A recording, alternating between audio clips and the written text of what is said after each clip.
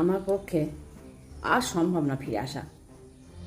এই মনটা যুদ্ধ করতে করতে ক্লান্ত, ভাঙার স্বপ্ন আর মিথ্যা আশায় নিজেকেই হারিয়ে ফেলেছি।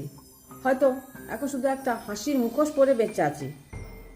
হ্যাঁ, অনেক দিন অন্যের জন্য কেঁদেছি, অনেক সম্পর্কে বোঝা বয়ে আমি নিজেকেই ভুলে গেছি। আমাকে যারা কষ্ট বোঝায়নি তাদের জন্য এতটা আমি ভেঙেও পড়িনি। কেন? ভালো থেকো, কিন্তু তাদের ছায়াতে কিন্তু থেকো না। সব সময় চুপ করে সহ্য করলেই তোমার মনে কেউ তোমার মানে কেউ বুঝে নেবে না, তোমাকে কেউ বুঝবে না।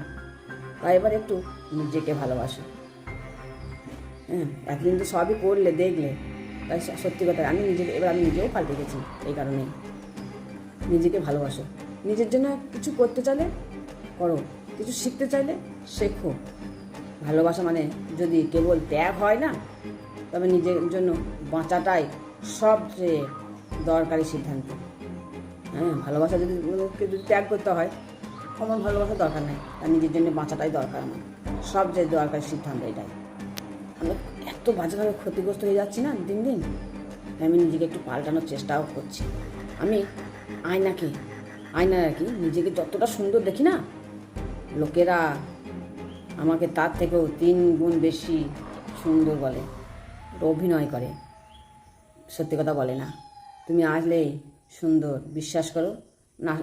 তুমি আসলেই সুন্দর আর কি, আসলে নয়, আসলে তুমি আসলেই সুন্দর।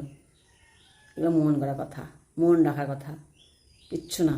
তাদের কিছু দরকার, সেই জন্য আমার মনটাকে নিচ্ছে এইভাবেই। তাই নিজে একটু পাল্টাও, না পাল্টালে কিচ্ছু হবে না।